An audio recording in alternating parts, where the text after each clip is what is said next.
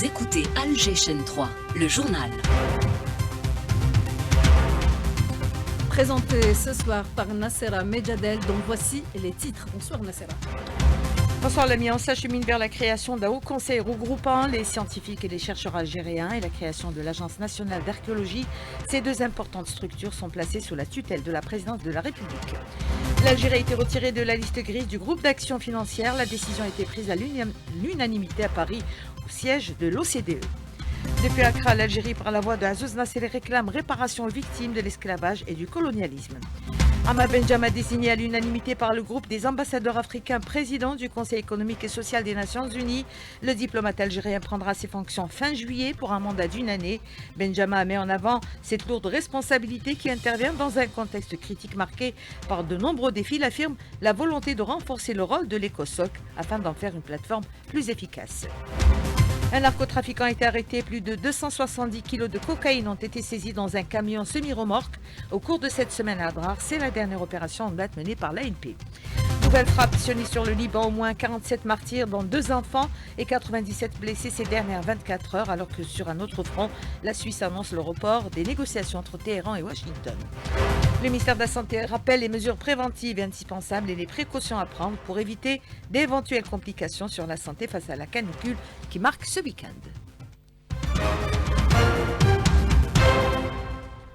Mesdames, Mesdemoiselles, Messieurs, bonsoir, merci de vous joindre à nous. Nous vous le disions en titre, on s'achemine vers la création d'un haut conseil regroupant les scientifiques et les chercheurs algériens, mais aussi la création de l'Agence nationale d'archéologie. Ces deux importantes structures sont placées sous la tutelle de la présidence de la République. Le haut conseil des scientifiques et des chercheurs sera appelé à jouer un rôle important dans le développement du pays et dans la recherche scientifique, traduisant ainsi le ferme engagement du président de la République Abdelmajid Tebboune en faveur de la promotion de la science, du savoir et de l'innovation. Cette institution de haut rang sera composée de sommités algériennes connues à travers le monde, mettant notamment à contribution les riches compétences et expertises de la communauté nationale établie à l'étranger qui affiche durant les dernières années une pleine implication dans l'essor socio-économique de la nation.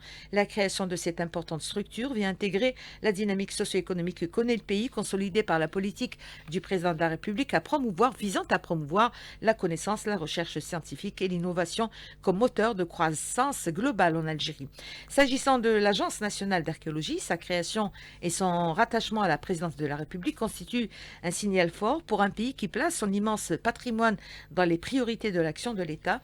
La création de cette nouvelle importante institution traduit le grand intérêt accordé au patrimoine national et à la nécessité de sa sauvegarde, sa protection et sa mise en valeur, alors que l'Algérie possède un patrimoine très riche, marqué par une profondeur et une diversité civilisationnelle exceptionnelle. Ces richesses archéologiques qui traversent les âges sont illustrées par des centaines de sites archéologiques dénombrés à travers le territoire national qui convient désormais de préserver, d'étudier et de valoriser. Autre titre phare ce soir, l'Algérie a été retirée de la liste grise du groupe d'action financière, le GAFI, lors de sa réunion au siège de l'OCDE à Paris. Cette décision de retrait de l'Algérie de la liste des juridictions faisant l'objet d'une surveillance renforcée, liste grise, a été adoptée à l'unanimité par les membres de la plénière du GAFI. Hakima Kamel. Oui, comme vous le dites, sortie de la liste grise du GAFI, le groupe d'action financière qui est créé en 1989 à l'initiative du G7, c'est un peu le gendarme mondial de la transparence financière. L'Algérie tourne donc une page qui freinait ses ambitions économiques. Le pays et son système de gouvernance financière n'est plus sous surveillance du GAFI, une décision qui dépasse largement le cadre technique et qui constitue un signal fort adressé aux investisseurs, aux banques internationales, aux partenaires économiques du pays, selon Abdelkrim Bouzred, ministre des Finances, et du gouverneur de la Banque d'Algérie, qui ont assisté à cette session, qualifiée d'ailleurs d'historique. Cela illustre l'importance stratégique accordée à ce dossier par les plus hautes autorités de l'État. Et la sortie de la liste grise représente, Hakima Kamel, un gain de crédibilité. Absolument. Dans le monde de la finance internationale, la confiance est un baromètre déterminant pour les investisseurs. Lorsqu'un pays figure sur une liste de surveillance, liste grise, les banques redoublent de prudence, les investisseurs deviennent plus exigeants et les procédures se multiplient. Pour les entreprises algériennes, tournée vers l'international, cette situation pouvait se traduire par exemple par davantage de contrôle, des délais plus lents et parfois des coûts supplémentaires dans les opérations financières. Désormais, l'Algérie espère tourner cette page et améliorer son attractivité auprès des investisseurs étrangers.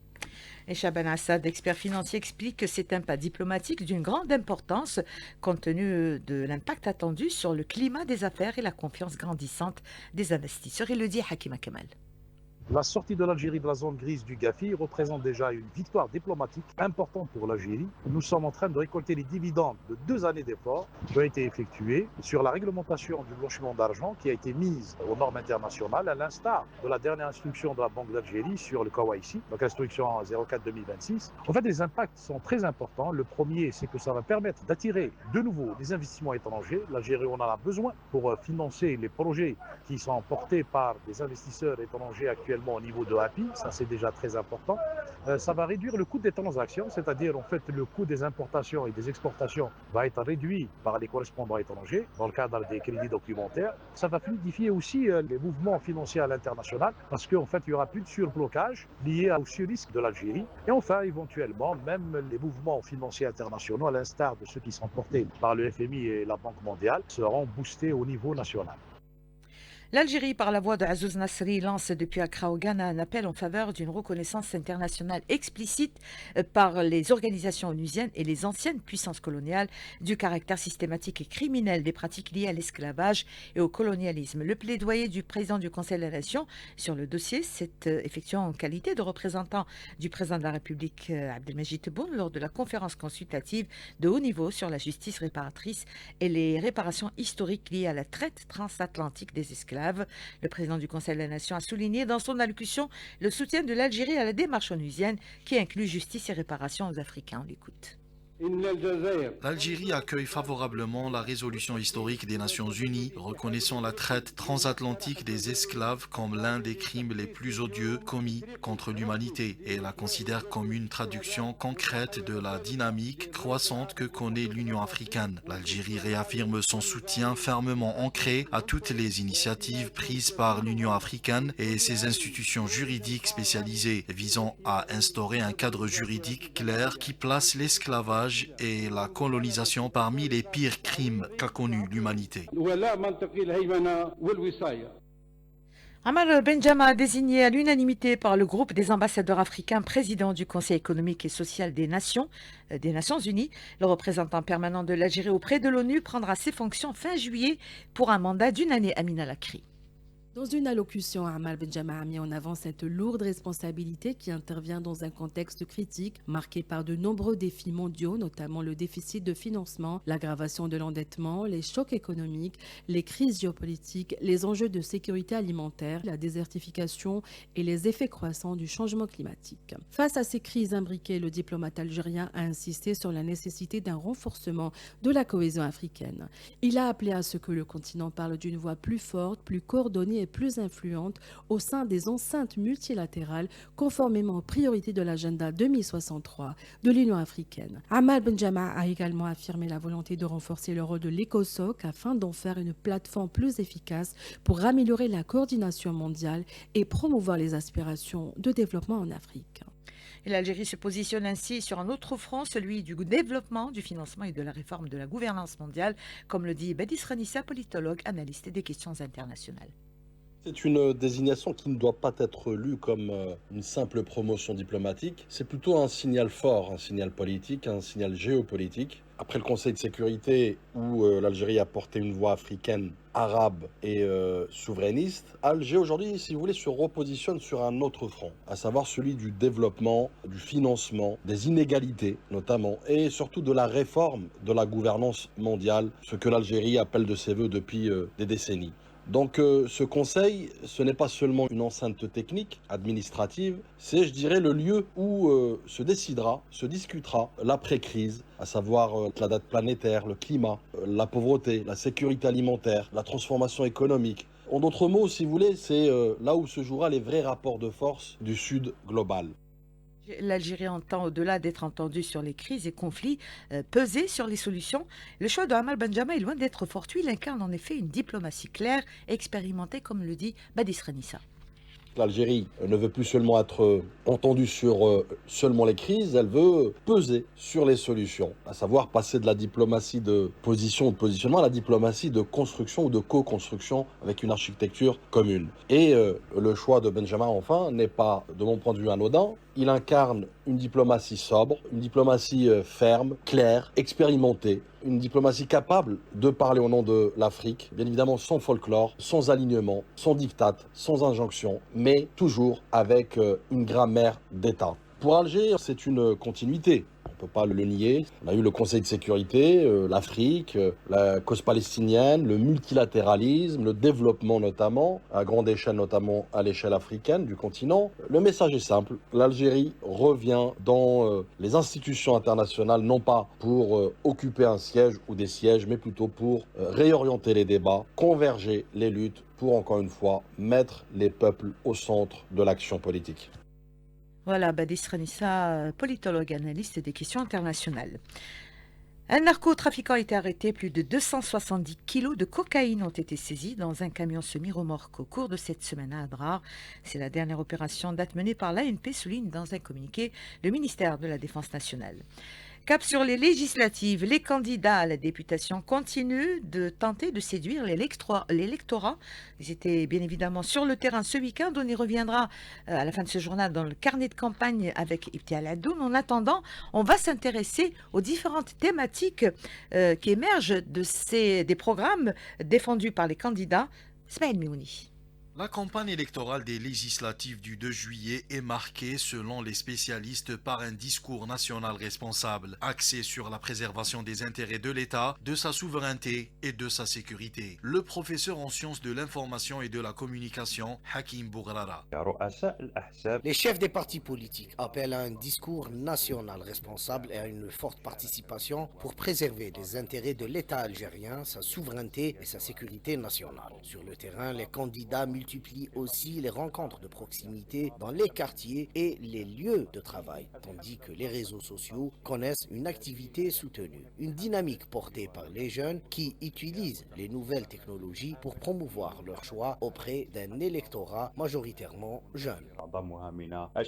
Le politologue Ammar Barzouz observe de son côté une adaptation des candidats aux exigences des électeurs notamment et aux nouveaux modes de communication. L'État algérien veut moraliser un peu la vie politique et encadrer aussi les jeunes et surtout les encourager pour s'impliquer davantage dans la vie politique, tout simplement pour briguer des postes de responsabilité. Cette mesure vise aussi à extirper peut-être les jeunes candidats de toute éventuelle manipulation et utiliser l'argent sale et aussi manipuler cette jeunesse. Une dynamique qui combine unité nationale et transformation des pratiques de communication politique. Elani a présidé hier les travaux d'une session de formation sur l'utilisation de la plateforme numérique pour l'introduction des données des PV et de dépouillement et l'établissement des PV de recensement au niveau des centres diplomatiques et consulaires à l'étranger. Cette session tenue par visioconférence au profit des coordinateurs et délégués de l'autorité indépendante à l'étranger, des chefs de centres diplomatiques et consulaires ainsi que des formateurs des chefs de bureau de vote. L'Union africaine condamne fermement l'attaque terroriste perpétrée hier jeudi contre l'aéroport international de Niamey au Niger. Mahmoud Ali Youssouf, président de la commission de l'Union, adresse ses sincères condoléances aux familles des victimes ainsi qu'aux autorités et au peuple nigérien. Mahmoud Ali Youssouf salue par ailleurs la réaction des forces de défense et de sécurité nigériennes qui ont permis de repousser l'attaque et de sécuriser les installations aéroportuaires.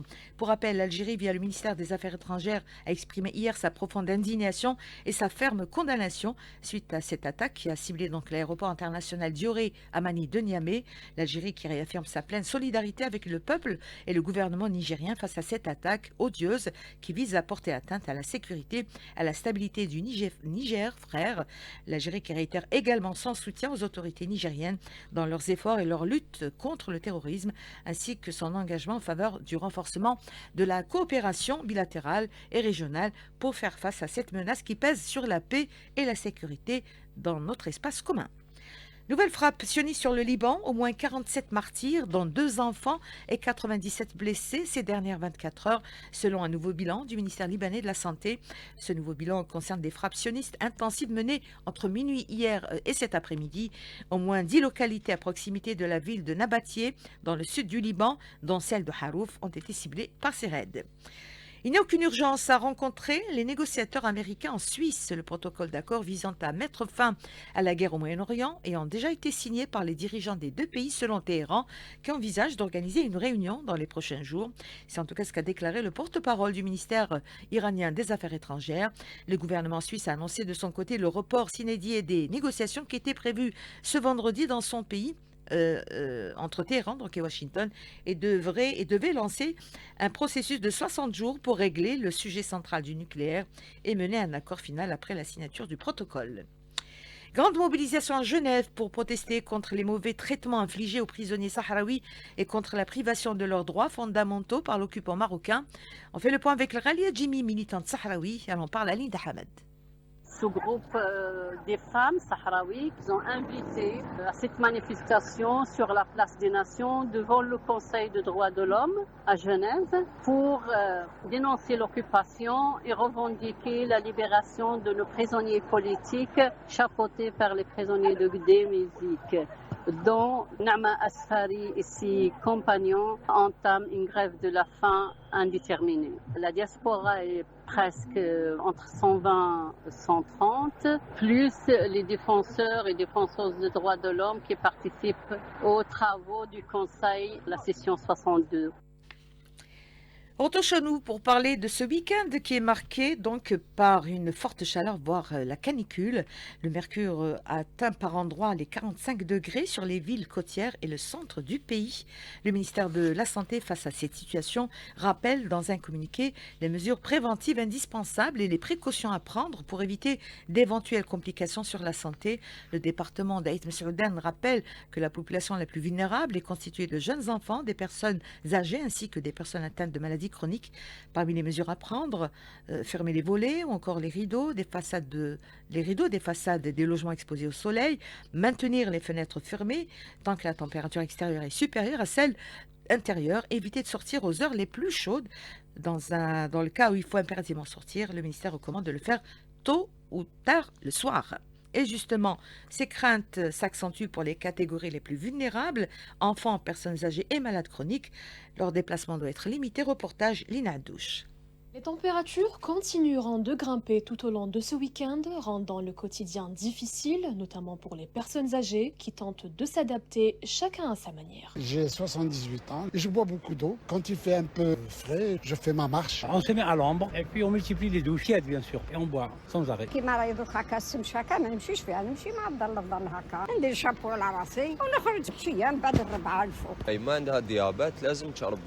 Certains signes doivent par ailleurs alerter l'entourage, nous dit Dr Oukil Haïda, médecin généraliste. Les malaises, les dyspnées, une fatigue accentuée, des sueurs, des hypotensions, des troubles électrolytiques, c'est-à-dire une perte d'eau. Et pour éviter toute complication, certains gestes simples sont à adopter. On préconise toujours d'éviter l'exposition en cas de canicule et ça c'est par rapport à leur vulnérabilité et la fragilité. Et on insiste toujours d'éviter l'exposition au soleil, se réhydrater le maximum, surtout chez les sujets âgés. Ils ont une perte de la sensibilité de soif. S'ils prenaient avant 1 litre, on préconise qu'ils prennent au moins 2 litres par jour. Ça va leur offrir une réhydratation convenable. Des conseils valables pour toutes les tranches d'âge en cette période de canicule et tout au long de l'été. Et à l'approche de la fête de Ashura, prévue la semaine prochaine, le ministère des Affaires religieuses et des Waqf a fixé comme chaque année le Nisab de la Zakat à 2 295 000 dinars. Les citoyens sont invités à s'acquitter de cette obligation religieuse en effectuant leur versement soit par le biais des comptes CCP dédiés, soit auprès des caisses de la Zakat mises en place au niveau des mosquées. 3e festival d'Alger des sports au niveau des sablettes et sur 14 sites de la wilaya d'Alger. Un festival dédié à toute la famille. Différentes activités sont au programme à ne pas rater, nous dit Nadia Siassi. Un bon plan week-end grâce à ce festival qui permet à toute la famille de sortir ensemble, d'apprendre par le jeu, de s'amuser, de découvrir nos sites et de protéger notre environnement. Les parents et les enfants sont venus nombreux aux sablettes, un pur moment de bonheur. Les enfants ils يلعبوا لهنا وتجوا un plaisir ويشفاو عليها parlant mes souvenirs. واش رايك كامل هذوما داروا لي فيلو داروا لي توبوغون داروا بزاف دي جو واش يعجبك فيهم؟ كاع ملاح حاجه مليحه Ça fait un grand plaisir. نسوق بالفيلو شوفي لا نطيح ولا ما نطيح. واش من مسابقة احكي لي على مسابقة بلي كاياك بلي كاياك نهبطوا بهم ونجيبوا زعما هذوك البطات الصغار. تحديات ملاح. C'est la première fois que je viens là, j'invite les enfants pour s'amuser. Le troisième festival d'Alger des sports à ne pas rater, c'est la sortie du week-end. Découvrez tout le programme sur la page Épique Écolo. On va parler sport avec Badis Boufaroua. Bonsoir Badis. Bonsoir. On va peut-être commencer par parler de l'équipe nationale qui continue sa préparation en perspective donc, du prochain match face à la Jordanie. Exactement, aujourd'hui c'est le dernier entraînement avant le départ des Verts demain à San Francisco. Les supporters algériens sur place se préparent également au déplacement. Ce sera en Californie, donc à San Francisco, et ils affronteront la Jordanie dans la nuit de lundi à mardi. Ce sera tard dans la nuit, ce sera aux alentours de 4h du matin. 4h du matin, on va bien évidemment veiller comme on l'a fait pour le premier match. Bien sûr. Et on va parler de la deuxième journée des phases de poule pour le groupe D, les États-Unis ou l'Australie pourraient rejoindre le Mexique comme deuxième nation qualifiée au second tour. Oui, alors aujourd'hui dans le groupe D, c'est d'un côté le match des vainqueurs et de l'autre le match des vaincus. À 20h, les États-Unis, qui s'étaient imposés face au Paraguay 4-1, affrontent l'Australie, tombeur de la Turquie 2-0. Ça, c'était les matchs de la première journée. Maintenant, les États-Unis affrontent l'Australie. Les États-Unis sont favoris. Face à l'Australie, il faudra tout de même se méfier des Soqueros qui savent faire le dos rond et surprendre l'adversaire comme ils ont su le faire face à la sélection turque. En cas de victoire, comme vous l'avez dit, une des deux équipes, donc l'Australie ou les États-Unis, deviendrait la seconde nation qualifiée au second tour après le Mexique qui a d'ores et déjà son ticket pour les 16e de finale après sa victoire face à la Corée du Sud hier. Et pour les autres matchs de la journée, Badis ? Il y aura le match de la seconde chance entre la Turquie et le Paraguay, ça sera à 4h du matin. Les deux sélections battues lors de la première journée vont devoir se ressaisir. Une défaite pour l'une des deux sélections serait synonyme d'élimination. À 1h30, le Brésil affronte Haïti dans le groupe C. Les quintuples champions du monde qui ont concédé le match nul lors de la première journée vont devoir tenir leur rang en cherchant une première victoire dans ce tournoi. Haïti, je le rappelle, qui participe à sa deuxième Coupe du Monde seulement de son histoire, tentera quant à elle de chercher l'exploit face à la prestigieuse Seleção. On va changer de discipline, Badis. On va parler d'athlétisme et ce nouveau record d'Algérie du triple saut pour Yasser Teleki. Oui, Yasser Teleki, médaille de bronze au dernier championnat du monde indoor, donc en salle, et 4e au dernier championnat du monde en plein air, a explosé au meeting de Doha. Le record d'Algérie avec un saut à 17,67 m. L'ancien record national du triple saut était détenu par lui-même. C'était toujours lui, c'était un saut à 17,43 m. Teleki a réalisé avec ce saut la 3e meilleure performance mondiale de l'année. Merci Badis Boufaroua, c'est avec vous que prend fin cette édition. Merci à l'équipe qui m'a accompagné. Lina Wanouk et Hafid Medja étaient à la réalisation, Krimou à la technique, Tahalf Goum à la régie. Dans un instant, oui bien sûr, merci également à Najib qui était au streaming vidéo. Dans un instant, la météo avec Lamia Bouchek. L'info revient à 20h. Premier flash de la soirée. Rendez-vous avec Karim Wali. Merci de nous rester fidèles.